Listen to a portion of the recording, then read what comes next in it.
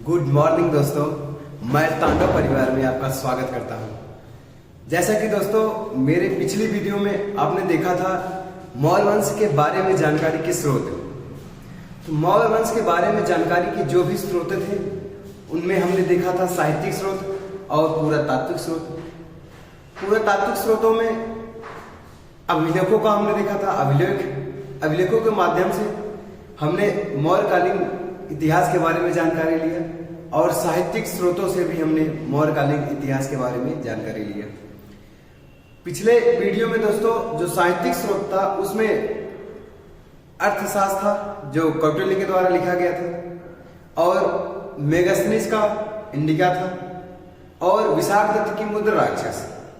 तमाम प्रकार के स्रोत थे जो हमने इस मौर्य वंश के बारे में, मौर्य वंश के इतिहास के बारे में हमने अध्ययन किया। दोस्तों अब जो बेसब्री से आपसे इंतजार कर रहे थे आप लोग कि मौर्य वंश, वाकई में मौर्य वंश के जो संस्थापक थे चंद्रगुप्त मौर्य, जिसे भारत का पहला चक्रवर्ती सम्राट माना जाता है। दोस्तों इनसे प्रेरणा से ही जो है भारतीय इतिहास में बहुत सारे विद्यार्थी होते हैं उन्हें चंद्रगुप्त मौर्य बात करेंगे, और चक्रवर्ती अशोक, इनके बारे में बहुत उत्सुकता से जो विद्यार्थी अध्ययन करते हैं। तो दोस्तों आज हम इन्हीं चंद्रगुप्त मौर्य के बारे में बात करेंगे, जिसे मौर्य वंश का संस्थापक और भारत का पहला चक्रवर्ती राजा माना जाता है। तो दोस्तों ये मौर्य कौन थे? ये मौर्य जो थे कहाँ, इनकी जाति क्या थी और कहाँ के रहने वाले थे, सारे चीजों में इतिहासकारों का बहुत सारा विवाद है।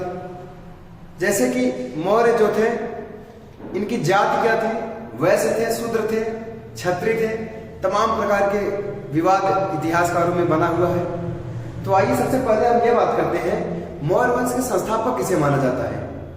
तो दोस्तों मौर्य वंश के संस्थापक माना जाता है चंद्रगुप्त मौर्य को।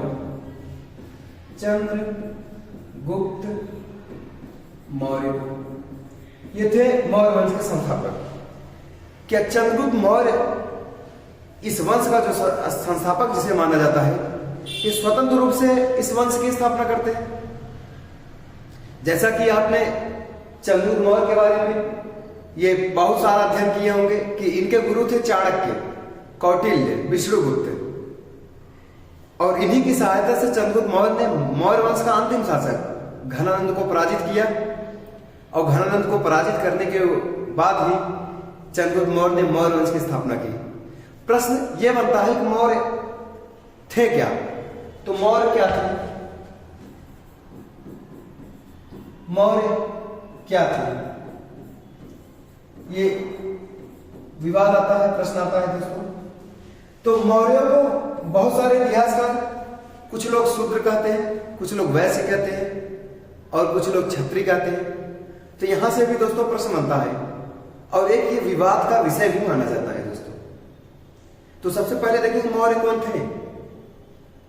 बौद्ध ग्रंथों में यह बताया गया है कि चंद्रगुप्त मौर्य जो होते हैं इनकी माता मुर्रा, इनकी माता का नाम मुर्रा मिलता है, और ये मुर्रा जो होती है नंद वंश की दासी होती है, नंदों के दासी होते हैं।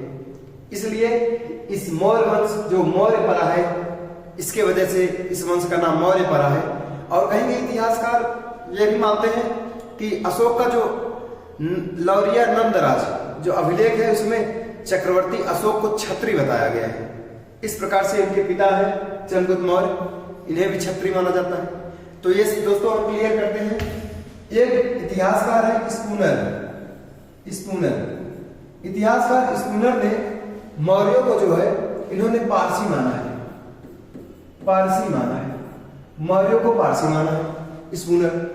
अगर ब्राह्मण ग्रंथों की बात करेंगे दोस्तों, ब्राह्मण ग्रंथों की बात करेंगे तो ब्राह्मण ग्रंथों में जो है इन मौर्यों को जो है शूद्र माना गया है। तो इन मौर्यों को शूद्र माना गया है ब्राह्मण ग्रंथों में। वही अगर हम बात करेंगे दोस्तों मुद्रा राक्षस में, विशाखदत्त की पुस्तक मुद्रा राक्षस में, तो मुद्रा राक्षस में दोस्तों मौर्यों को जो माना गया है, इन मौर्यों को कुलीन बताया गया है, वृषल बताया गया है, वृषल माना गया है, जिसका शाब्दिक अर्थ होता है जिसका शाब्दिक अर्थ होता है दोस्तों निम्न कुल में जन्मा, निम्न कुल में जन्मा। तो निम्न कुल में जन्मा ये माना जाता है वृषभ। और वहीं अगर हम बात करेंगे दोस्तों कि बौद्ध ग्रंथ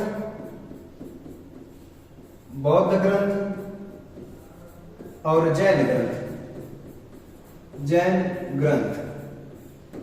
तो बौद्ध ग्रंथ जैन ग्रंथ में दोस्तों मौर्यों को जो है क्षत्रिय माना गया है, क्षत्रिय माना गया है। इस प्रकार से मौर्य कौन थे, इनकी जाति क्या थी, किस वंश से संबंधित थे, बहुत सारे विवाद मिलते हैं दोस्तों। तो आइए दोस्तों ज्यादा समय न गंवाते हुए इस भारत के पहले चक्रवर्ती सम्राट चंद्रगुप्त मौर्य के बारे में बात करते हैं। और साथ ही साथ चंद्रगुप्त मौर्य से दोस्तों इन्हें भारत का पहला मुक्तिदाता भी माना जाता है, दासता से मुक्त करा दिए थे भारत से। क्या स्थिति है चंद्रगुप्त मौर्य की? तो बात करते हैं चंद्रगुप्त मौर्य की। अगर प्रारंभिक जीवन की बात करेंगे दोस्तों, चंद्रगुप्त मौर्य की प्रारंभिक जीवन की अगर बात करेंगे,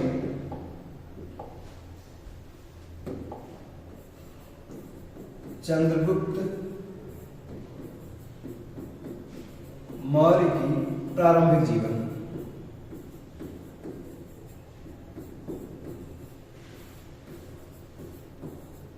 तो दोस्तों चंद्रगुप्त मौर्य का जो प्रारंभिक जीवन था यह माना जाता है कि चंद्रगुप्त मौर्य जो था इसने जो है बचपन में जो है चंद्रगुप्त मौर्य ये बचपन में राजकीलम खेल खेल रहा था दोस्तों, राजकीलम खेल खेल रहा था।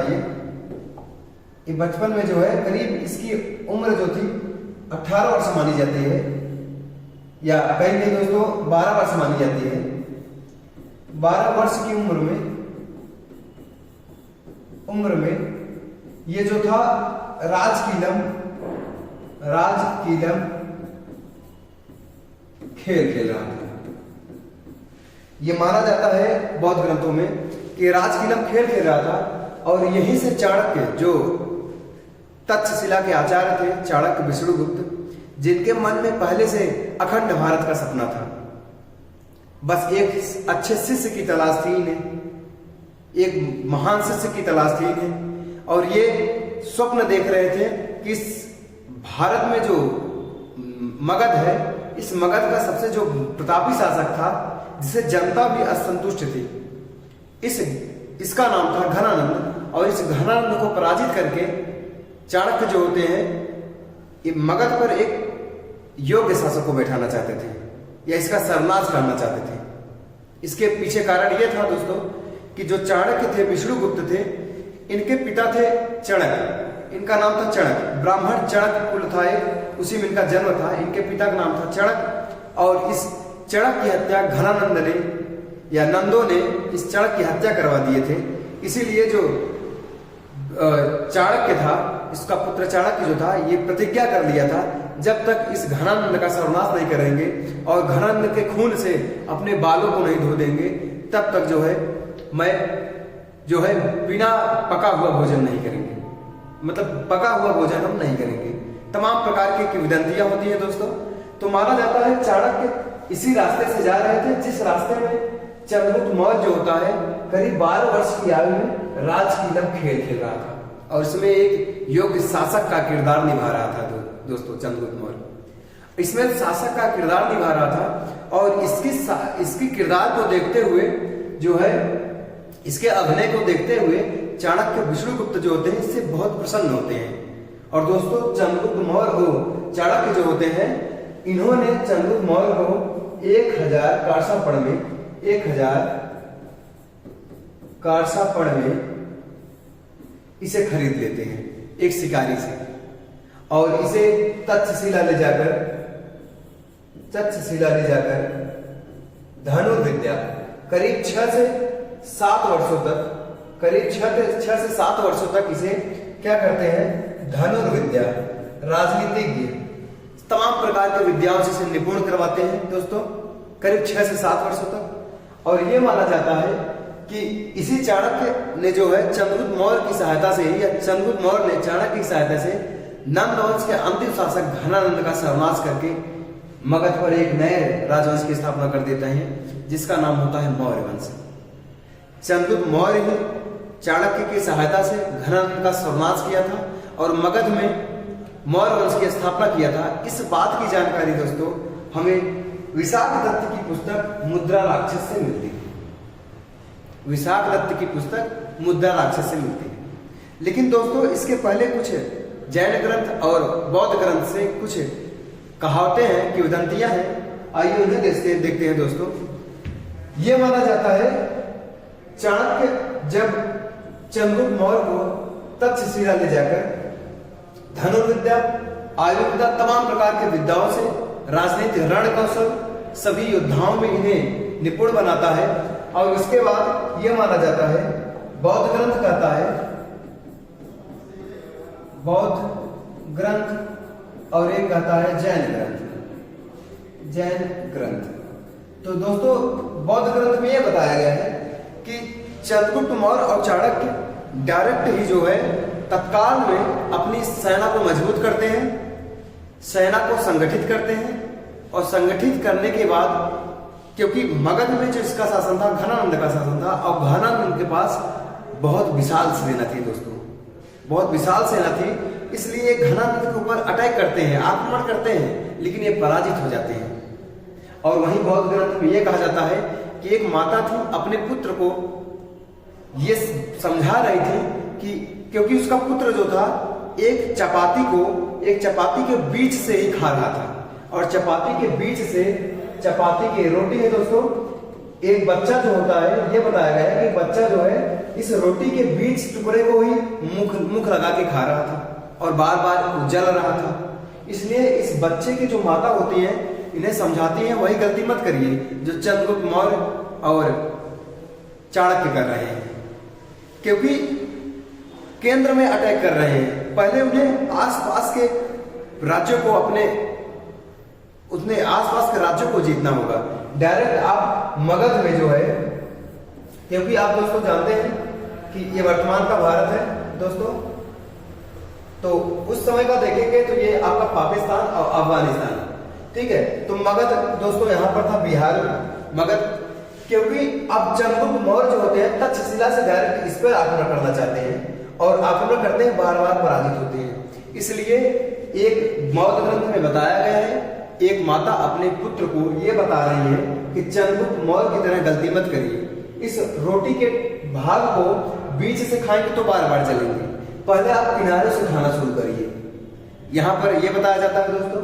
और वहीं जैन ग्रंथ में यह बताया जाता है कि एक बालक जो होता है वो खीर खा रहा था और ये खीर जो होता है ये मध्य भाग से ये खीर को खाने का प्रयास कर रहा था और बार बार उसकी उंगलियां चल रही थी। यहाँ इस बौद्ध ग्रंथ जैन ग्रंथ में यह बताया जाता है कि चंद्रगुप्त मौर्य को यह ज्ञान हुआ कि हमें डायरेक्ट मगध पर आक्रमण नहीं करनी चाहिए, इसके पहले हमें आसपास के क्षेत्रों को विजित करना होगा और उस पर अधिकार करना होगा और मगध से ज्यादा विशाल साम्राज्य, मगध से ज्यादा विशाल सेनाओं का संगठन करना होगा। इसीलिए दोस्तों चंद्रगुप्त मौर्य जो होता है सबसे पहले इसने क्या किया, इस उत्तर पश्चिमी क्षेत्र को विजित किया। और यहाँ पर क्योंकि जानते हैं दोस्तों सिकंदर ने आक्रमण किया था 326 ईसा पूर्व में और सिकंदर की मृत्यु 323 ईसा पूर्व में 33 वर्ष की आयु में बेबीलोनिया में हो जाती है। और मृत्यु के बाद इस जाने से पहले सिकंदर जो होता है अपने सेनापतियों को इस क्षेत्र में नियुक्त कर देता है, इस क्षेत्र में नियुक्त कर देता है। सिकंदर की मृत्यु के बाद उत्तराधिकारी संघर्ष हुआ और इस उत्तराधिकारी संघर्ष में ये जो क्षेत्र है काबुल, तक्षशिला, गांधार, यूनानी क्षेत्रों में यूनानियों का अधिकार था। यूनानियों का दोस्तों यूनानियों का ये यूनानी जो थे इस क्षेत्र पर अधिकार किए थे और यहाँ भारतीयों को दास बना दिए थे। और इसलिए चंद्रगुप्त मौर्य सबसे पहले पंजाब पर आक्रमण किया, पंजाब को जीता और पंजाब को जीतने के बाद चंद्रगुप्त मौर्य जो होता है दोस्तों सबसे पहले इसने पंजाब पर क्या किया, पंजाब को जीता और भारतीयों को मुक्त करा दिया। इसलिए चंद्रगुप्त मौर्य जो होता है भारत का मुक्तिदाता कहा जाता है दोस्तों। यूनानी दासों से मुक्त करा दिया चंद्रगुप्त मौर्य। पहला इसने पंजाब पर आक्रमण किया और पंजाब पे विजिट किया और यहाँ की यूनानियों को यहाँ से भगा दिया। इसलिए चंद्रगुप्त मौर्य को भारत का दास्ता से मुक्तिदाता कहा जाता है, भारत का मुक्तिदाता कहा जाता है इसे। उसके बाद इसने इस हिमालय के एक शासक होते हैं प्रवर्तक, और इस प्रवर्तक से संधि कर दिया और विशाल साम्राज्य की स्थापना किया।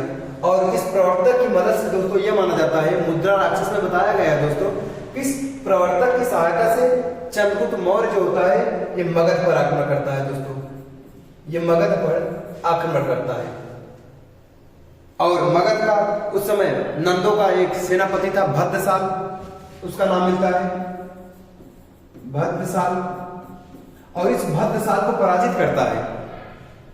इस भद्रसाल को पराजित करता है हिमालय के शासक प्रवर्तक की सहायता से। प्रवर्तक की सहायता से भद्रसाल को पराजित करता है और घनानंद का सर्वनाश कर देता है दोस्तों, घनानंद की हत्या कर देता है। और घनानंद की हत्या करने के बाद चंद्रगुप्त मौर्य जो होता है इस प्रकार से मगध का शासक बनता है और मौर्य वंश की स्थापना कर देता है दोस्तों। इसकी जानकारी दोस्तों हमें मुद्रा राक्षस से ही मिलती है। तो इस प्रकार से दोस्तों इसकी प्रारंभिक, अब मगध पर एक विशाल साम्राज्य की स्थापना कर दी है दोस्तों चंद्रगुप्त मौर्य। विशाल साम्राज्य की स्थापना करने के बाद कुछ क्षेत्रों पर, अब देखिए यहां पर क्या था, सेल्यूकस निकेटर आएगा दोस्तों करीब 305 ईसा पूर्व में दोस्तों, करीब 305 ईसा पूर्व में, 305 ईसा पूर्व में दोस्तों, 305 ईसा पूर्व में दोस्तों जो होता है सेल्यूकस निकेटर, जो सिकंदर का असल सेनापति होता है दोस्तों, क्योंकि सिकंदर की मृत्यु के बाद यूनान में उत्तराधिकारी संघर्ष हुआ। उस उत्तराधिकारी संघर्ष में बेबीलोनिया का संधि भी होता है दोस्तों, और उस उत्तराधिकारी संघर्ष में सेल्यूकस जो होता है सिकंदर का अस्थल सेनापति, सिकंदर का अस्थल सेनापति, अस्थल सेनापति, सेनापति, ये जो अस्थल सेनापति होता है दोस्तों इसका नाम मिलता है सेल्यूकस, सेल्यूकस। और इस सेल्यूकस जो होता है उत्तराधिकारी संघर्ष में विजित होता है और इसने निकेटर की उपाधि धारण कर लिया। निकेटर, निकेटर का शाब्दिक अर्थ ही होता है दोस्तों विजेता। इसने निकेटर की उपाधि धारण किया और सिकंदर का अधूरा सपना पूरा करने के लिए दोस्तों इस सेल्यूकस निकेटर जो होता है ये भारत पर आक्रमण किया। तो जब दोस्तों ये भारत पर आक्रमण किया उस समय मगध पर एक विशाल साम्राज्य की स्थापना कर चुका था चंद्रगुप्त मौर्य। इसलिए चंद्रगुप्त मौर्य और सेल्यूकस निकेटर के सेनाओं के मध्य दोस्तों भीषण युद्ध होता है और इस युद्ध में अंत में जो होता है सेल्यूकस निकेटर पराजित होता है और इसलिए सेल्यूकस निकेटर जो होता है चंद्रगुप्त मौर्य से संधि कर लेता है दोस्तों। अंततः जो होता है सेल्यूकस निकेटर और चंद्रगुप्त मौर्य के बीच संधि होती है। तो दोस्तों संधि से भी प्रश्न बनते हैं दोस्तों। तो जो संधि होती है दोस्तों उसमें जो होता है कुछ समझौते होते हैं। इस समझौते के तहत सेल्यूकस निकेटर अपनी पुत्री कार्नेलिया, जिसे हेलेना भी कहा जाता है, इसका विवाह चंद्रगुप्त मौर्य से कर दिया और साथ ही साथ इसने 4 प्रांत, जो पश्चिमी क्षेत्र का 4 प्रांत था, काबुल, गांधार, हेरात और बलूचिस्तान, जिसे मकरात भी कहते हैं दोस्तों, ये दहेज के रूप में चंद्रगुप्त मौर्य को सौंप दिया गया। और इस प्रकार जो है भारत का पहला अंतर्राष्ट्रीय विवाह भी माना जाता है दोस्तों कार्नेलिया और चंद्रगुप्त मौर्य का। तो दोस्तों संधि में क्या हुआ था, संधि में जो 3 शर्तें रखी गई थी दोस्तों, और इस संधि में जो है दोस्तों 3 शर्तें थी। पहला जो शर्त था दोस्तों सेल्यूकस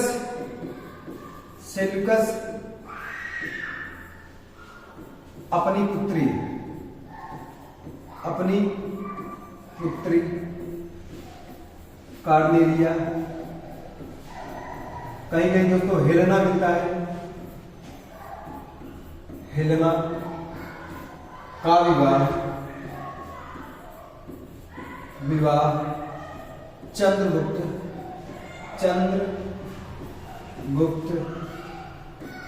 मौर्य। चंद्रगुप्त मौर्य का विवाह कर दिया गया और ये दोस्तों पहला अंतरराष्ट्रीय विवाह माना जाता है। तो याद रखिएगा दोस्तों, पहला भारत के साथ पहला अंतरराष्ट्रीय विवाह। तो भारत का पहला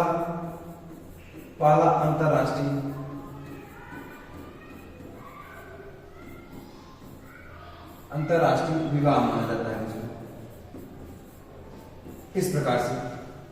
और दूसरा था दोस्तों, दूसरा याद रखिएगा, दूसरा जो था इसने सेल्यूकस निकेटर ने काबुल, गांधार, हेरात और बलूचिस्तान जिसे आप मकरान भी कहते हैं दोस्तों, मकरान, ये चंद्रगुप्त मौर्य को दहेज के रूप में सेल्यूकस निकेटर प्रदान करता है। और इस उपकार के बदले में दोस्तों ये माना जाता है, प्लूटार्क एक इतिहासकार है दोस्तों, प्लूटार्क कहता है कि चंद्रगुप्त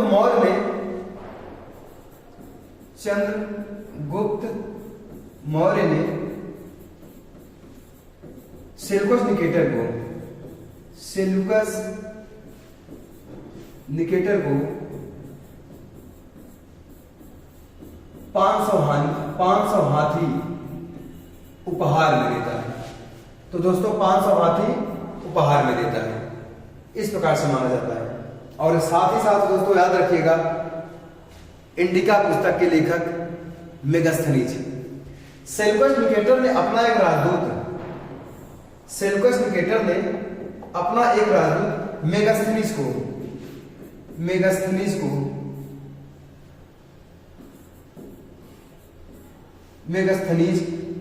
मेगास्थनीज को चंद्रगुप्त मौर्य के दरबार में भेजा। तो ये कहां आया दोस्तों? चंद्रगुप्त मौर्य के दरबार में भेजा। तो भारत में आने वाला पहला राजदूत माना जाता है दोस्तों, भारत में आने वाला पहला राजदूत मेगास्थनीज। इसकी पुस्तक जानते हैं दोस्तों, पिछली वीडियो में देखा था हमने, इंडिका। इसकी पुस्तक इंडिका, जिसमें तत्कालीन मौर्य साम्राज्य के बारे में जानकारी मिलती है, मौर्य साम्राज्य के प्रशासनिक के बारे में, राजनीति के बारे में। इस मेगास्थनीज ने इस इंडिका में बताया कि जब राजा या सम्राट आम जनता के सम्मुख आते हैं तो उनके साथ कुछ अंगरक्षिकाएं होती हैं, और घोड़े, हाथी जो होते हैं चांदी और सोने से जड़े होते थे। और इस प्रकार से इसने अपने तत्कालीन मौर्य समाज को 7 वर्गों में विभाजित किया, 7 वर्गों में। कि तत्कालीन मौर्य समाज का जो समाज था, मौर्य साम्राज्य का जो समाज था, वो 7 वर्गों में विभाजित था। तो 7 वर्गों में मेगास्थनीज ने अपने इंडिका में तत्कालीन मौर्य समाज को 7 वर्गों में विभाजित किया था। तो इस प्रकार से दोस्तों हमने देखा 305 ईसा पूर्व में जो होता है, ये सेल्यूकस निकेटर भारत पर आक्रमण करता है और इसको पराजित करता है कौन? चंद्रगुप्त मौर्य। और दोनों के बीच अंततः संधि हो जाती है, और संधि के बाद सेल्यूकस निकेटर ने अपनी पुत्री कार्नेलिया, जिसका नाम मिलता है हेलेना, इसका विवाह कर दिया चंद्रगुप्त मौर्य से। और दहेज के रूप में दोस्तों याद रखिएगा, काबुल, गांधार, हेरात और बलूचिस्तान, जिसे मकरान भी कहते हैं, इन क्षेत्रों पर दहेज के रूप में दे दिया गया था चंद्रगुप्त मौर्य को। और चंद्रगुप्त मौर्य के समय में पहला यूनानी यात्री मेगास्थनीज जो भारत में आया था। और हमने ये देखा था कि चंद्रगुप्त मौर्य ने सेल्यूकस निकेटर को 500 हाथी उपहार के रूप में भेंट किया था। ठीक है दोस्तों, इस प्रकार से हमने देखा। अब दोस्तों हम ये बताना चाहते हैं कि चंद्रगुप्त मौर्य इस संधि के बाद उत्तर पश्चिमी क्षेत्र पर अपना अधिकार बना लिया, जहां से बार बार यूनानियों का आक्रमण हो रहा था। और इस क्षेत्र को मजबूती करने के लिए ये बहुत जरूरी थी कि सेल्यूकस निकेटर को पराजित करना। तो दोस्तों क्या इंपॉर्टेंट है इसमें, तो याद रखिएगा दोस्तों, यहां थोड़ा समझ लेते हैं। देखते हैं दोस्तों, ये आपका भारत है,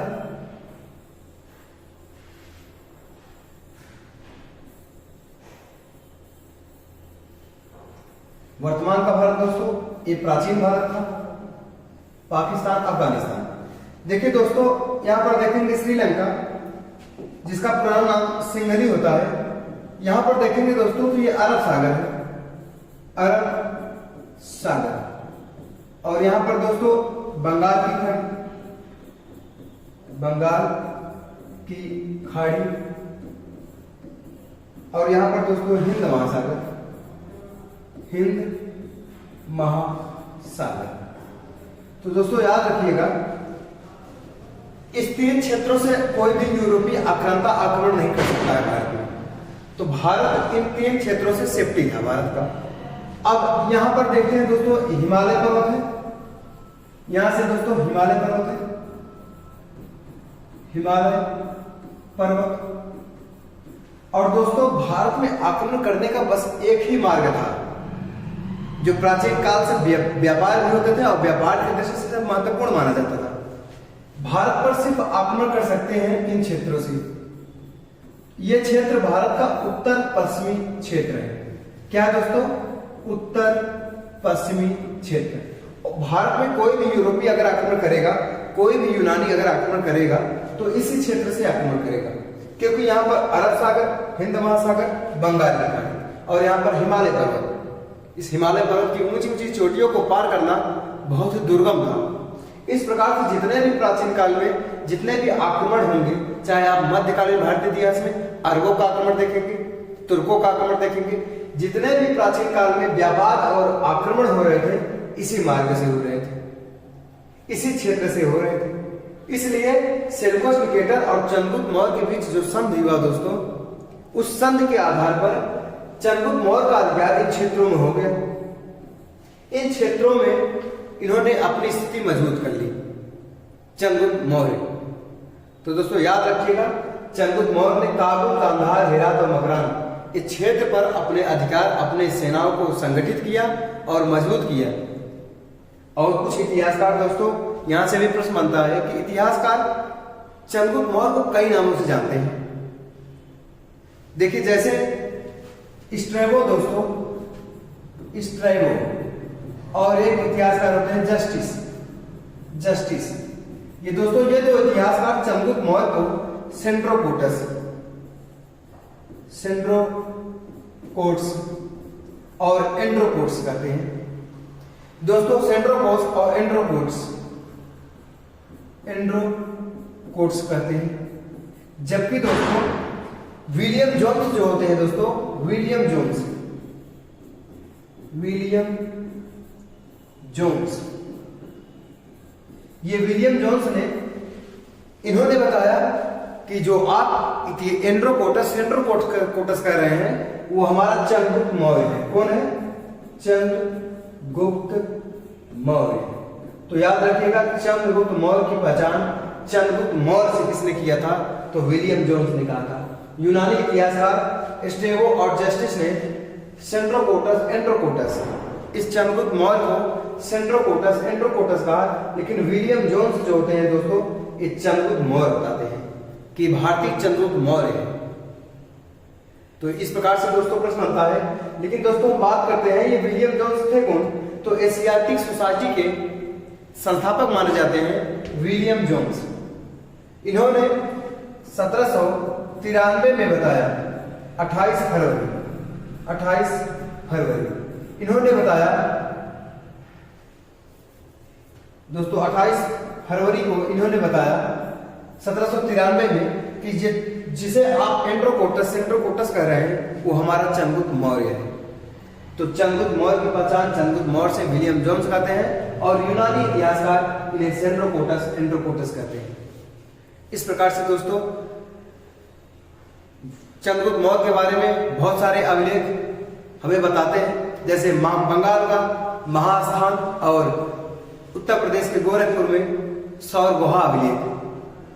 इसमें यह इस बात की पुष्टि होती है दोस्तों कि करीब चंद्रगुप्त मौर्य के समय में 12 वर्षों का मगध पर अकाल पड़ जाता है।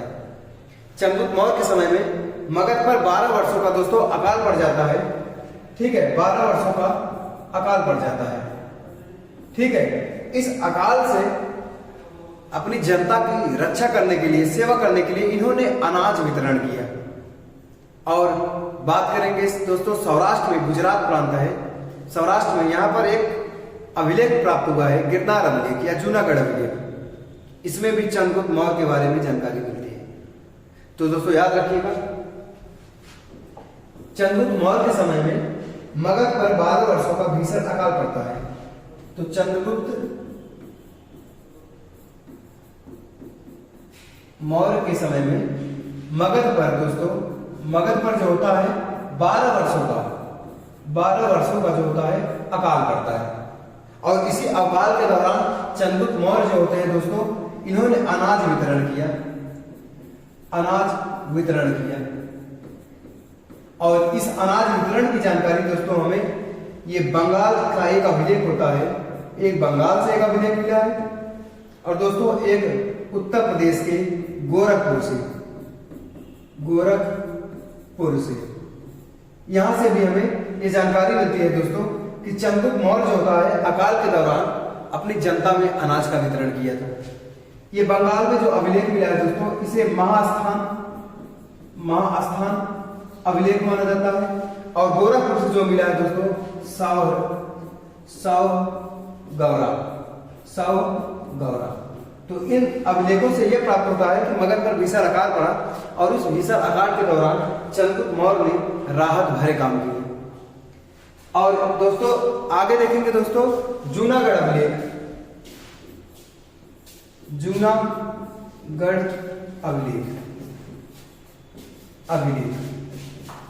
जिसे दोस्तों कहते हैं गिरनार अभिलेख। तो जूनागढ़ अभिलेख और गिरनार अभिलेख दोस्तों है कौन से अभिलेख, किसके अभिलेख है? तो याद रखिएगा, इस अभिलेख में हमें करीब चार शासकों के बारे में जानकारी मिलती है। इस अभिलेख से दोस्तों जूनागढ़ अभिलेख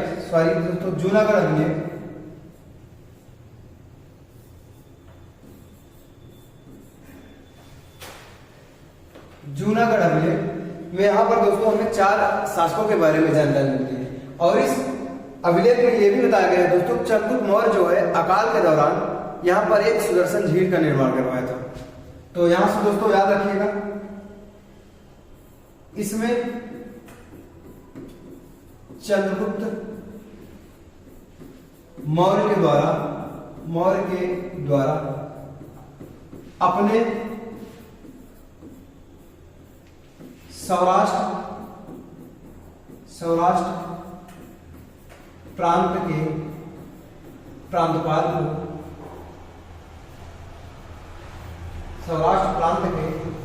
प्रांतपाल को आदेश देकर सुदर्शन झील का निर्माण करवाया था।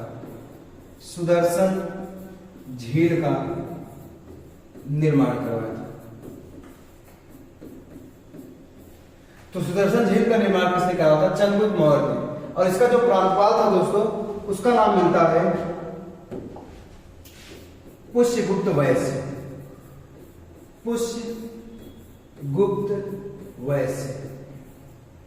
और दोस्तों और बहुत सारे शासकों के बारे में जानकारी मिलती है। यह जो अभिलेख है दोस्तों, यह अभिलेख संस्कृत भाषा में लिखा गया पहला अभिलेख माना जाता है, और सबसे लंबा अभिलेख भी माना जाता है। यह संस्कृत भाषा में प्राप्त पहला अभिलेख माना जाता है। और ये दोस्तों किसका अभिलेख है? तो दोस्तों याद रखिएगा, एक महाक्षत्रप थे शकों के राजा थे रुद्रदामन जो प्रथम थे दोस्तों, शक राजा थे। इन्हीं का यह अभिलेख माना जाता है। और इस अभिलेख में हमें चंद्रगुप्त मौर्य के दौरान जब मगध पर विशाल अकाल पड़ा था, तो उस समय जो है इसने अपनी जनता के लिए इस सुदर्शन झील का निर्माण करवाया था। दोस्तों इस अभिलेख में जो है बहुत सारे शासकों के बारे में उल्लेख मिलता है। इसमें अशोक के बारे में भी उल्लेख मिलता है, क्योंकि अशोक के सेनापति होते हैं, प्रांतपाल होते हैं दुशासन। इनके प्रांतपाल होते हैं तुषास्क। इस तुषास्क को आदेश देकर अशोक ने यहाँ पर नहर का निर्माण करवाया था। तो नहरों का निर्माण करवाया था सबसे पहले। और इसी में आप देखेंगे रुद्रदामन, ये रुद्रदामन प्रथम जो होते हैं इनका भी उल्लेख मिलता है। और इसी में मिलता है दोस्तों गुप्त शासक अस्कंद गुप्त के भी बारे में भी हमें जानकारी मिलती है। अस्कंद गुप्त के बारे में यह जानकारी मिलती है कि इसने जो है सुदर्शन झील का पुनरुद्धार करवाया था। और दोस्तों ये भी याद रखिएगा रुद्रदामन का ये पहला अभिलेख माना जाता है जो संस्कृत भाषा में लिखा गया था। और इसी में हमें दोस्तों इस जूनागढ़ अभिलेख से भी हमें दोस्तों स्वयंवर की बारे में जानकारी मिलती है। स्वयंवर के बारे में जानकारी मिलती है।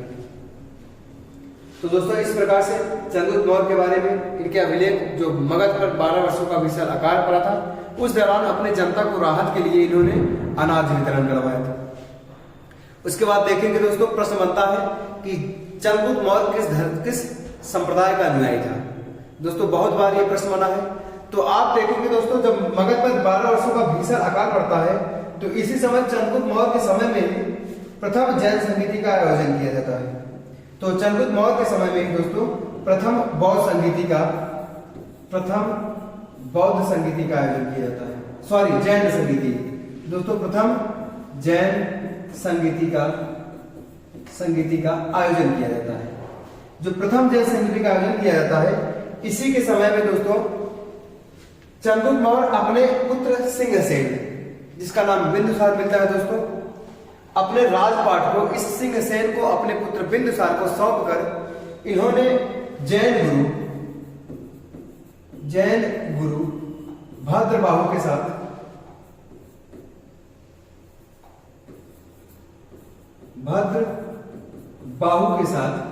ये चला जाते हैं कर्नाटक। कहां चले जाते हैं दोस्तों? कर्नाटक। और ये कर्नाटक में दोस्तों एक स्थान मिलता है श्रवणबेलगोला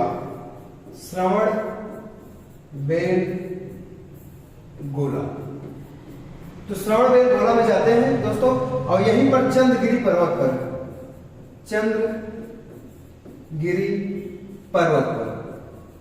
तो दोस्तों चंद्रगिरी पर्वत पर बिना अन्न और जल ग्रहण किए बिना इन्होंने अपने शरीर को त्याग दिया। और इस विधि को दोस्तों जैन साहित्य में संलेखना पद्धति कहा जाता है। संलेखना या दोस्तों संथारा पद्धति। तो संलेखना या संथारा पद्धति के अनुसार चंद्रगुप्त मौर्य जो होते हैं दोस्तों इन्होंने अपने शरीर को त्याग दिया है। तो याद रखिएगा दोस्तों ये जो थे ये जैन संप्रदाय के अनुयायी थे। चंद्रगुप्त मौर्य दोस्तों जैन संप्रदाय के अनुयायी थे और जैन संप्रदाय में दोस्तों दिगंबर संप्रदाय के अनुयायी थे। तो याद रखिएगा चंद्रगुप्त मौर्य जैन संप्रदाय के अनुयायी थे। इनके जो गुरु माने जाते हैं भद्रबाहु माने जाते हैं। तो इस प्रकार से दोस्तों हमने चंद्रगुप्त मौर्य के बारे में बात कर लिया। बहुत सारे प्रश्न चंद्रगुप्त मौर्य से दोस्तों बनते रहते हैं। तो आगे चल के एक इतिहासकार होंगे दोस्तों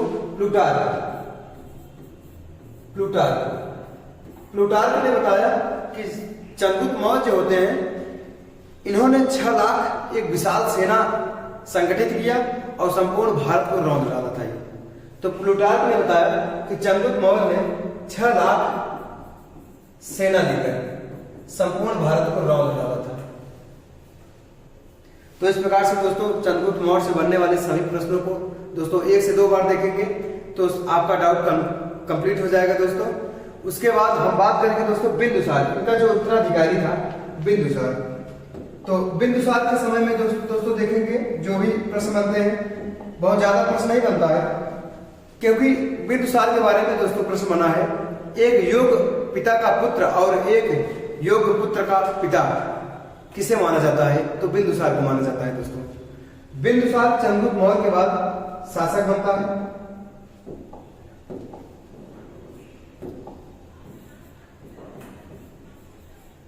बिंदुसार। तो दोस्तों अगला जो शासक होता है बिंदुसार, इस बिंदुसार का जो समय माना जाता है दोस्तों 298 ईसा पूर्व से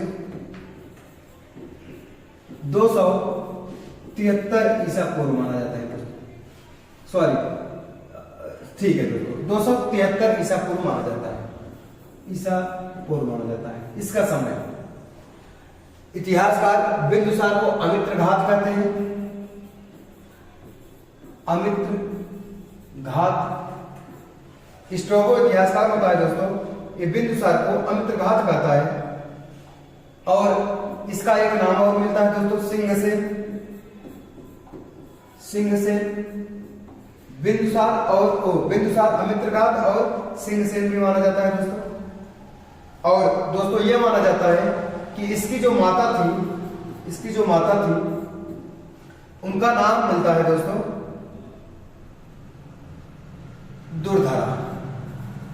दुर्धरा। इनकी माता का नाम दुर्धरा मिलता है दोस्तों, बिंदुसार की माता का नाम बौद्ध ग्रंथों में। और बिंदुसार भारत का प्रथम सजेरियन शासक माना जाता है दोस्तों। यह भारत का प्रथम सिजेरियन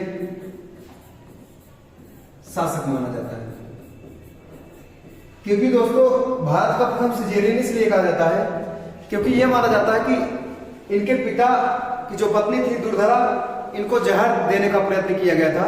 और जहर देने के बाद जो होता है, बिंदुसार ने इस दुर्धरा के क्योंकि उस समय बिंदुसार दुर्धरा के गर्भ में थे, इसलिए जो है चाणक्य ने इसका सर्जरी किया था। इसलिए भारत का प्रथम सजेरियन शासक माना जाता है। और बिंदुसार का माना जाता है जो प्रधानमंत्री था दोस्तों, प्रथम प्रधानमंत्री जो था दोस्तों, ये कुछ समय के लिए चाणक्य ही थे और उसके बाद में बन जाते हैं खलाटक बाद में इसके क्या बन जाते हैं दोस्तों, प्रधानमंत्री बन जाते हैं। बौद्ध ग्रंथों में बताया गया है दोस्तों, बिंदुसार की 16 रानियां थी। बिंदुसार की 16 रानियों में 101 पुत्र माने जाते थे। इसके 101 पुत्र थे।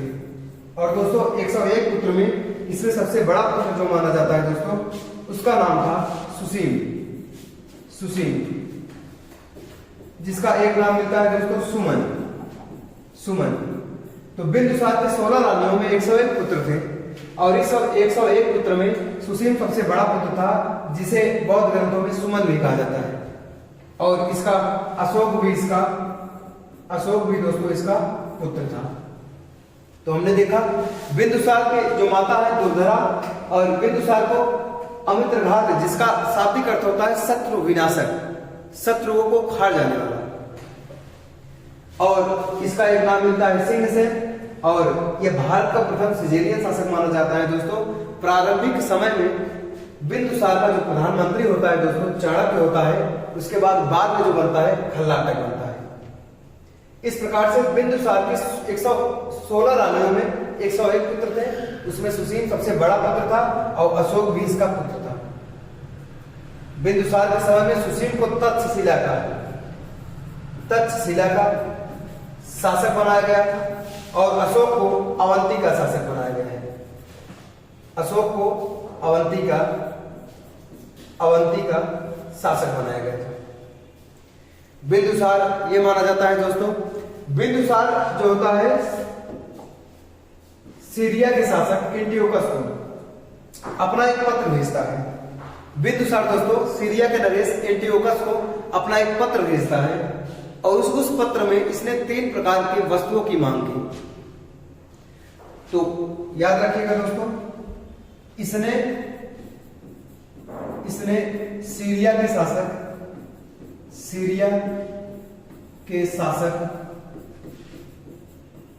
एंटियोकस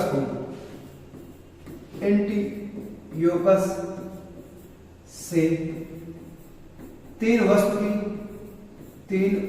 की मांग की। और दोस्तों इस 3 वस्तु में इसने कौन सी वस्तु को मांग किया? तो इसने पहला वस्तु था दोस्तों सूखा अंजीर, तो सूखा अंजीर की मांग की। और दूसरा इसने दोस्तों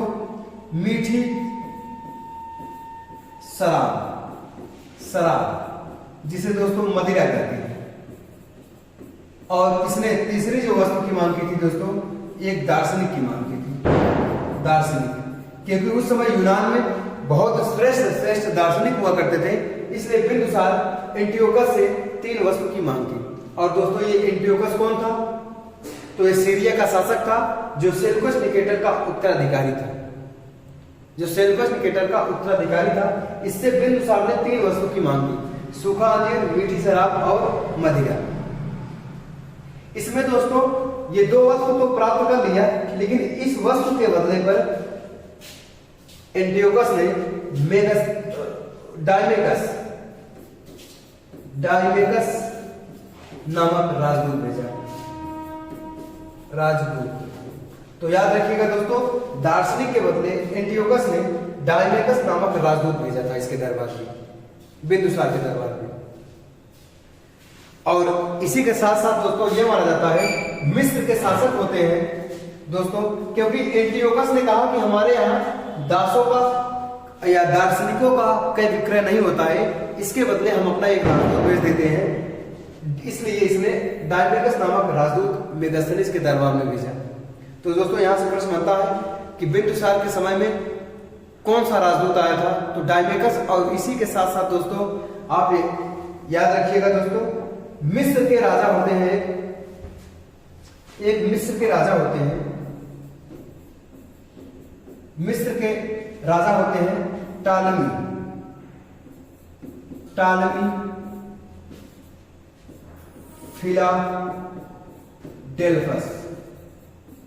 फिलाडेल्फस।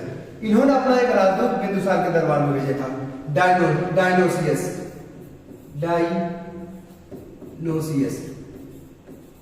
डायोनिसियस नामक एक राजदूत भेजा था इसी के दरबार में।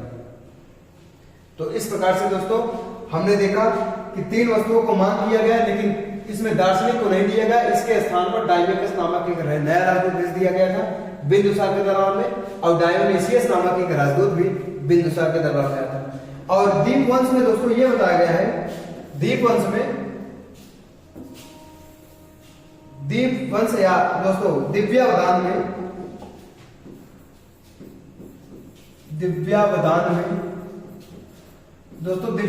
यह बताया गया है कि बिंदुसार के समय में तक्षशिला पे 2 विद्रोह हो गए थे दोस्तों, तक्षशिला पे 2 विद्रोह हो गए थे। और इस विद्रोह को दबाने के लिए बिंदुसार ने अपने सबसे बड़े पुत्र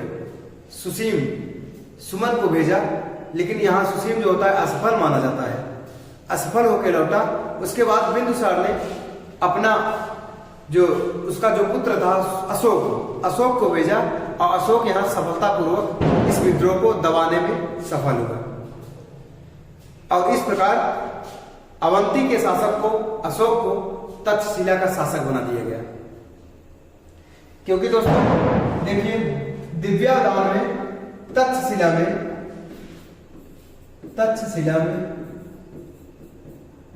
2 विद्रोह हो गए, और इस विद्रोह को दबाने के लिए बिंदुसार ने सबसे पहले अपने बड़े पुत्र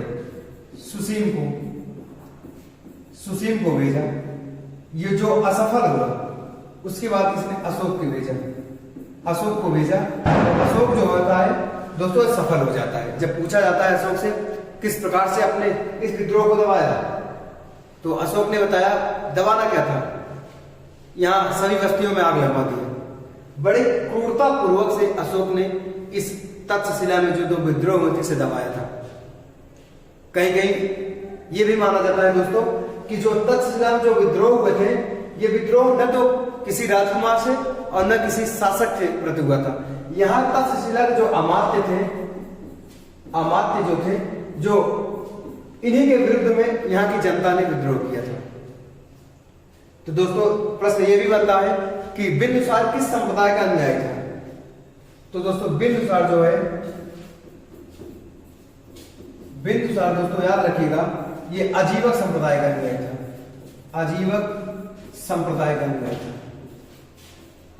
तो दोस्तों याद है अजीवक संप्रदाय के जो संस्थापक थे मोगली गोसाल थे, और इसी संप्रदाय का अनुयायी कौन था? बिंदुसार। तो दोस्तों इस प्रकार से हमने अशोक, चंद्रगुप्त मौर्य और बिंदुसार के बारे में देखा दोस्तों। तो दोस्तों 1 से 2 बार इस वीडियो को देखिएगा और कॉपी कलम लेकर बैठिएगा दोस्तों। जो भी फैक्ट है दोस्तों, हमने पूरा प्रयास किया इस सभी फैक्ट को आप लोगों को दे दिया जाए। तो दोस्तों अगले वीडियो जो अगला वीडियो दोस्तों हमारा आएगा वो सम्राट अशोक के बारे में देखेंगे दोस्तों।